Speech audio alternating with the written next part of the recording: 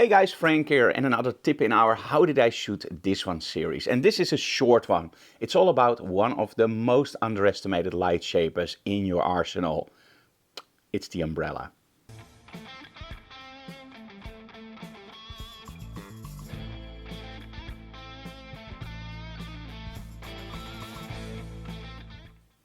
Now, when you start out with photography, probably one of the first light shapers you get is the umbrella. But at that point, you're not really 100% confident probably in your lighting techniques, right?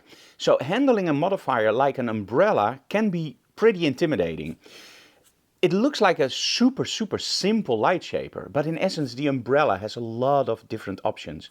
Like for example, how many light shapers do you know where you can literally focus your light source?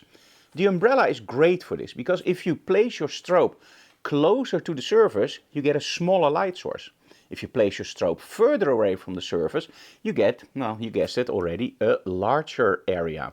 But how about using a shoot-through umbrella? Yes, there are two different kinds of umbrella. You have the umbrella that's black from the outside and just reflects the light back to your subject. And you have the shoot-through umbrella, which is white and opaque, and you can actually shoot through it, but it also reflects light back. Now, in my opinion, the combination of those two are awesome. Just a little sidestep. When I shoot a white backdrop, which I normally don't do a lot, but I use two umbrellas, two shoot-through umbrellas on the backdrop, and by angling them, I also use them as an accent light. Remember, you can shoot through them and you can use them as an accent light. And I'm using one large umbrella in the front as my main light source. But today it's not about that white backdrop. Today it's about something else. It happens a lot that you're on a location and that you go like, okay, I want to create a lighting setup that has high impact. It doesn't spread the light out everywhere, but I still want to make sure that I see the light in the face of my model and I want to have a nice vignette on the backdrop. Well, one of the most beautiful light sources for that is of course the strip light or an umbrella. Now, this setup I've showed you a few times in videos with a strip light. Today we're going to do it with an umbrella. And the light source I'm talking about is the larger black umbrella from Rogue. But you can use any umbrella or even a small softbox in this case. I just choose the umbrella because in most cases the umbrella is, again, underestimated by what it can do.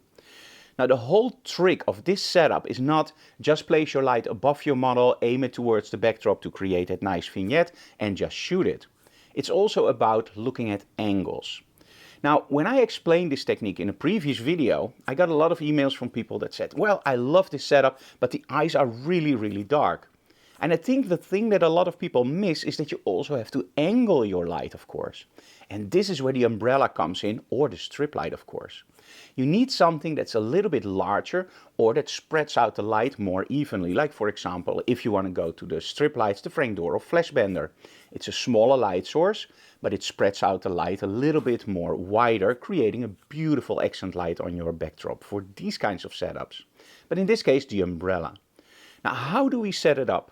I want to make sure that I have that nice light fall off on the backdrop. So I don't want a totally flat backdrop. I just want a little bit of darker sides. So that means that we have to angle the light source a little bit towards our backdrop. And that's also where the trick is.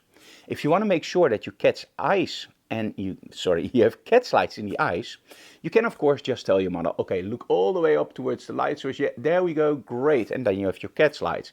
But all the models look up like they're praying. I mean, you don't want that all the time, right? So in this case, what you do is you make sure you shoot under a slightly lower angle and you angle your umbrella all the way down and it just hits the eyes. And that's the whole trick in this setup. The height of the softbox. If you place it slightly too high, the light will go over your model and you will have raccoon eyes or dark eyes. If you place them nicely a little bit lower, you will find out that the face of the model is beautifully lit, and that's the perfect setup. So let's go to our studio and I will show you the setup and of course the final result. Now, as you probably know, things change while you're shooting, and this workshop was no exception. What started with just explaining how to use the umbrella from the top and getting lights in the eyes, one of the attendees said, what would happen if you place the umbrella next to our model? And that's actually what you're going to see in the video. So in the first scene, you will see it coming from above. And then we're going to use the umbrella next to our model. And the cool thing about using the umbrella next to our model is that you can still use the same technique. So by angling the umbrella, you can control the amount of light that hits your backdrop. And the cool thing is that you can even get a dark backdrop and then go into the light just by angling that umbrella nicely. It's the same technique as from the top. Make sure that you angle it correctly and the light will do whatever you want. So let's go to our studio and let's take a look at our setup.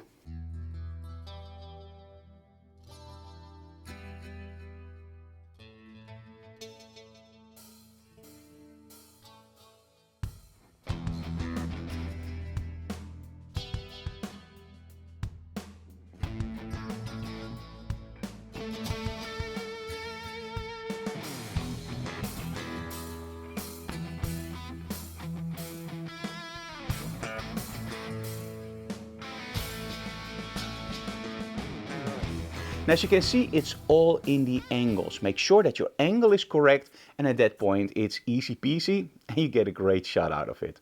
And of course, nobody tells you that you can't move that umbrella to the side, or maybe put your strobe a little bit closer towards the material to create a nicer and a little bit softer quality of light, to move it further away. And of course, if you want more contrast, to move it closer to the surface. With the umbrella, you have so many options. It's just a great modifier. It's just a little bit harder to control than a softbox with a grid. And I think that's why a lot of people underestimate the umbrella. They start with it, they don't have all the control yet that they have later on in life when you have control over your softboxes, your grids and whatnot more. If you go back to the umbrella, I promise you, you will absolutely start to love the umbrella. And it's great when it's rain, right? See you again next time. Bye guys.